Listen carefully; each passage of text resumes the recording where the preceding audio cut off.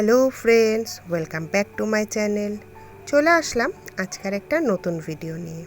কাছে দূরে, দেশ বা দেশের বাইরে থেকে যারা আমার ভিডিওটা দেখছো তাদের সবাইকে অন্তর থেকে অনেক ভালোবাসা। তোমরা সবাই নিশ্চয়ই খুব ভালো আছো এবং সুস্থ আছো। ভিডিওর শুরুতেই আমি সরি বলে নিচ্ছি আমার বন্ধুদের কাছ থেকে, দিদিদের কাছ থেকে, বোনেদের কাছ থেকে, ভাইদের কাছ থেকে। তার কারণ হচ্ছে কিছু পার্সোনাল কারণের জন্য আমি ঠিকভাবে সবার ভিডিওটা দেখে উঠতে পারিনি। তবে আমি আস্তে আস্তে সবার ভিডিওই দেখার চেষ্টা করব। তোমরা নিশ্চয়ই লক্ষ্য করেছ যে আমি ভিডিও পোস্টও করিনি। সকাল সকাল পুজোর একটু কাজ এগিয়ে নিয়ে বসে গেলাম হচ্ছে চিয়া সিড খেতে। এত সকালে আমার তেমন কিছু একটা খেতে ইচ্ছা করে না, তো চিয়া সিডটা খুব কষ্ট করেই খাই। বাজে এখন সকাল 7:30 থেকে 7:45, আর রোদটা এমন বেরিয়েছে যেন 11টা-12টা বাজছে। মানে এত গরম আর টেকাই যাচ্ছে না, কিছুই ভালো লাগছে না। না রান্না বান্না করতে, না খেতে, না ভিডিও করতে, না আপলোড করতে, কিছুই ভালো লাগে না। আমাদের বাড়ির ফুল তোমরা অনেকেই খুবই পছন্দ করো, সেটা আমি কমেন্টে পড়ে বুঝি। তো তার জন্য আবার আমি সকালবেলা কি ফুল মামুনি তুলেছে সেগুলি তোমাদেরকে দেখাচ্ছি। দেখো আমাদের বাড়িতে কত টগর ফুল ফুটেছে। তবে সাদা ফুল খুবই ফোটে, কিন্তু এবছর যে কেন সাদা ফুল ফুটছে না বুঝতেই পারছি না। আমাদের 3টে সাদা ফুল গাছ আছে, একদম ফাঁকা। দেখো কোনটুকু ফুল ফুটেছে। তার সাথে গোলাপ আছে, জবা আছে, অনেক ফুলই আছে। আজকে আসনটা আমি প্রায় সাদা ফুল দিয়ে সব সাজিয়েছি। খুবই ভালো লাগছে দেখতে, সেটা তোমরা দেখতেই পাচ্ছ। আর সকাল সকাল বসে বসে ফুল দিয়ে আসন সাজাতে আমার তো ভীষণ ভালো লাগে। আমি কেন, সবারই নিশ্চয়ই খুবই ভালো লাগে, তাই না? ঠাকুরের সাথে যত সময় কাটানো যায় ততই মনটা ভালো লাগে। তো সাজানো গোছানো কমপ্লিট। তোমাদেরকে যেটা বলছিলাম যে কয়েকদিন আমি ঠিকঠাক করে সবার কমেন্ট করতে পারিনি, হয়তো কারোর ভিডিও দেখেছি কিন্তু কমেন্ট করতে পারিনি। তোমরা প্লিজ কেউ কিছু মনে করো না।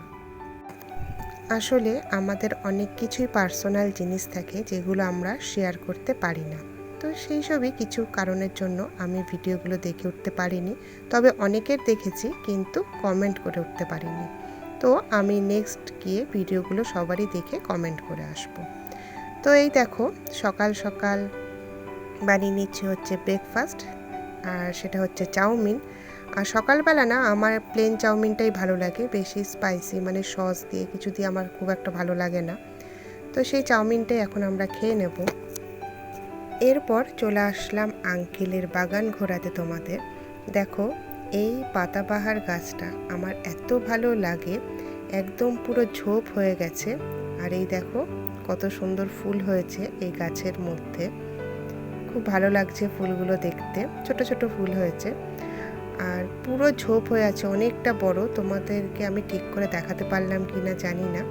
আর এই একটা পাতাবাহার গাছ আছে, এই গাছটা আঙ্কেল আমাকেও দিয়েছে, আমিও লাগিয়েছি 2টো টবে, বেশ ভালোই হয়েছে।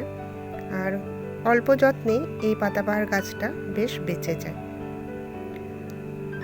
তারপর বসে আছি এটা আঙ্কেলদের বাড়িতে, আর ওই গেট দিয়ে যে দেখা যাচ্ছে জামা কাপড় মেলা আছে ওইটা হচ্ছে আমাদের বাড়ি। পুরনো বন্ধুরা তো জানোই। তো দেখো 2টো বুলবুলি পাখি বসে আছে, বুঝতে পারছো কি না জানি না, কি ভালো লাগছে দেখতে।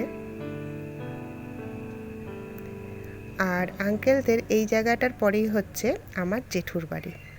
তো জেঠুর বাড়িতে এই যে আম গাছ, এই আম গাছটা না অনেক বছর হয়ে গেছে, মানে আমারও প্রায় জন্মের আগের আম গাছ এই আম গাছটা। তো একদম ভরে আছে আমে, তোমরা সেটা দেখতেই পাচ্ছ। আর ভীষণ মিষ্টি। এর আগের দিন তোমাদেরকে দেখিয়েছিলাম আমার আঙ্কেলের গাছের আম গাছ আর কি, আঙ্কেলদের আম গাছ। তো আজকে শেয়ার করছি আমার জেঠুর বাড়ির আম গাছ। আমাদের বাড়িতে কোনো আম গাছ নেই, আমরা জেঠুর বাড়ি আর আঙ্কেলের বাড়ির আমই খাই। আসলে আমাদের আম গাছের কোনো জায়গাই নেই। আর এই 2টো হচ্ছে দাদুর লাগানো, তো আমাদের ওখানে তো কি কোনো গাছই লাগানো নেই, শুধু জবা গাছই আছে। তো দেখো কত সুন্দর লাগছে। আর তোমাদেরকে একটু আমার জেঠুর বাড়িটাও দেখিয়ে দিই। এই যে অনেক দিনই হয়েছে এগুলো কিছুই দেখানো হয় না। তো একদিন আবার সব তোমাদেরকে ঘুরে ঘুরে দেখাবো, ঠিক আছে? তো আম গাছের তলায় দাঁড়িয়ে আছি, সেই মুহূর্তে টুক করে একটা আম পড়লো। তো ভাবলাম তুলে নিই। আর কত আম দেখো পড়ে পড়ে নষ্ট হচ্ছে, দেখলে কত খারাপ লাগে। আর এই দেখো এই আমটা পড়েছে। ভালোই হলো, তোমাদেরকে এখানে ঘোরাতেও নিয়ে আসলাম আর একটা আমও পেয়ে গেলাম। এইভাবে আম মানে গাছ থেকে পাড়তে বা সামনে আম পড়লে তুলতে কত ভালো লাগে, তাই না? তো এবার যাই রান্না করতে। চলে আসলাম রান্না করতে। আজকে বানাচ্ছি হচ্ছে আমি আলু পটল আর পেঁয়াজ দিয়ে পোস্ত। তো তোমরা তো জানোই কিভাবে রান্না করে। প্রথমে তেলের মধ্যে কালো জিরে দিয়ে দিলাম, তারপরে পেঁয়াজ ভেজে নিলাম। আসলে বাড়িতে অনেক পটল জমে গেছিলো, আর পটলগুলো তোমরা দেখতেই পাচ্ছ হলুদ হয়ে গেছে। তো মামুনিকে বললাম বীজগুলো ছাড়িয়ে দাও, আলু দিয়ে পটল দিয়ে পোস্ত বানিয়ে দিই। আর আমাদের বাড়িতে তো প্রায় প্রত্যেক দিনই পোস্ত হয়। পোস্ত তো আমরা সবাই খেতে ভীষণ ভালোবাসি, আর পোস্ত দিয়ে যা করা হবে সেটাই ভালো লাগে। আর পেঁয়াজ দিয়ে দিলে তো আর কোনো ব্যাপারই না। তো এই যে পোস্ত দিয়ে দিলাম। আজকে রাত্রেবেলা আমাদের বাড়িতে কিছু রিলেটিভস আসবে, আর তারা হলো আমার মায়ের মাসি, মায়ের মাস্তুতো বোন, তার হাজব্যান্ড, তার ছেলে আর মেয়ে। মানে আমার মাসি, মেসো, মাস্তুতো 2 ভাই বোন সবাই আসবে। ভীষণ ভালো লাগছে। আর এই মাসিটা না আমার এজেরই, মানে আমার থেকে ওই 9 মাসের বড়। তো ওরা তো এসে আর খাবে না, রাত 1:30টায় ঢুকবে।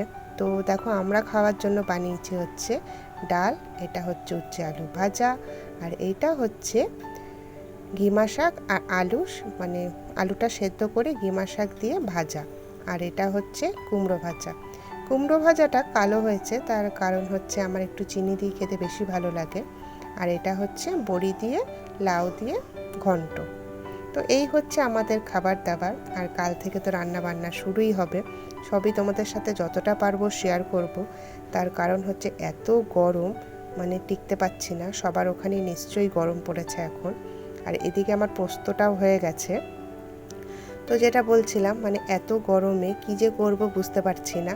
তো রিলেটিভসরা আসবে, একটা আলাদা একটা আনন্দ তো আছেই, সেটা যতটাই গরম হোক না কেন।